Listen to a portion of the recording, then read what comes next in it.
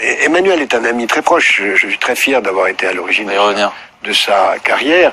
Et c'est un homme très intéressant. Et je suis convaincu qu'il sera un jour président de la République. Le marché a désigné M. Macron comme président de la République, aidé en cela par quelques électeurs. C'est que le président de la République n'a plus de pouvoir, ou beaucoup moins de pouvoir, en tout cas qu'avant. Mais que les Français, et lui-même aussi, croient qu'il a toujours les mêmes pouvoirs. Mais pourquoi il aurait moins de pouvoir? Véronique Jacquier, Sud Radio. Il a moins de pouvoir pour 1000 raisons. D'abord, pour de bonnes raisons. Il n'y a plus la peine de mort. Et il n'y a plus l'Union soviétique. Donc les deux dimensions fondamentales de la thaumaturgie, du droit de vie et de mort, le droit de vie et de mort ont disparu. L'euro, aussi bonne raison, fait qu'une grande partie de la politique économique est heureusement devenue européenne.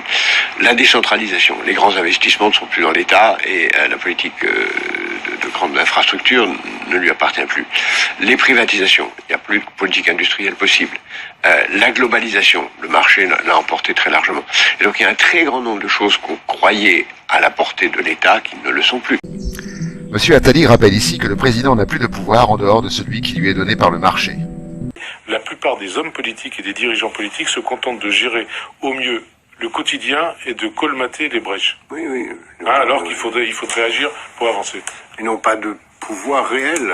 Ce qu'on vient de voir ont la grandeur d'être élus du peuple. Ils n'ont pas de pouvoir réel sur la société. Monsieur Attali nous rappelle également que le personnel politique est impuissant. Comprenez que les politiques sont désormais au service du marché. Le marché a donc le pouvoir. Ces traités font loi qui s'imposent à la loi des hommes. Tous ceux qui, dont j'ai le privilège d'avoir fait partie, ont tenu la plume pour écrire les premières versions du traité de Maastricht, on s'est bien engagé à faire en sorte que sortir ne soit pas possible. On a soigneusement oublié d'écrire l'article qui permet de sortir. Monsieur Attali se dit honoré d'avoir empêché les peuples de s'autodéterminer. Seuls les marchés déterminent. Son objectif est d'étendre son pouvoir. Le marché va s'étendre à des secteurs pour lesquels, jusqu'à présent, il n'avait pas accès, tels que la santé, l'éducation, la justice, la police, les affaires étrangères. Et en même temps, parallèlement, dans la mesure où il n'y a pas de règle de droit, le marché va s'étendre à des domaines aujourd'hui considérés comme illégaux, criminels, comme la prostitution, le commerce des organes, le commerce des armes, le racket, etc., etc.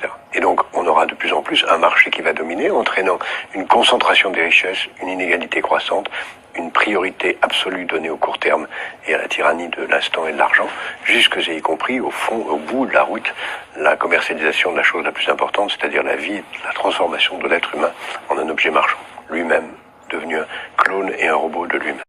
Le président, les ministres sont les seconds couteaux chargés de faciliter la prise du pouvoir du marché.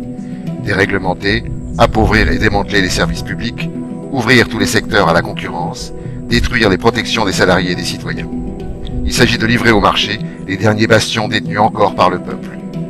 Et pour que le peuple fasse silence, aucun gouvernement n'osera plus aujourd'hui revenir sur l'état d'urgence. C'est ce qu'a annoncé Manuel Valls. Aucun gouvernement. Vous nous dites qu'on ne pourra plus sortir de l'état d'urgence? Non, je pense qu'on n'en sortira plus jamais parce que tout gouvernement qui sortirait de l'état d'urgence donnerait le sentiment d'une faiblesse.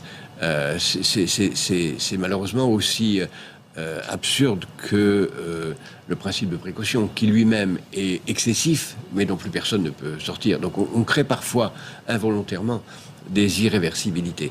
Nous sommes en état d'urgence, mais par nature, nous devons en permanence être dans un état d'urgence, et le fait de le signifier par des institutions ne fait que exprimer une réalité.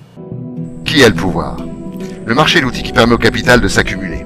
Les détenteurs du capital et des propriétés lucratives sont ceux qui ont le pouvoir politique. Ils font et défont les pouvoirs politiques à leur guise sans que les peuples n'interviennent. Ils ont déjà prévu la succession, monsieur Macron. J'irai même plus loin.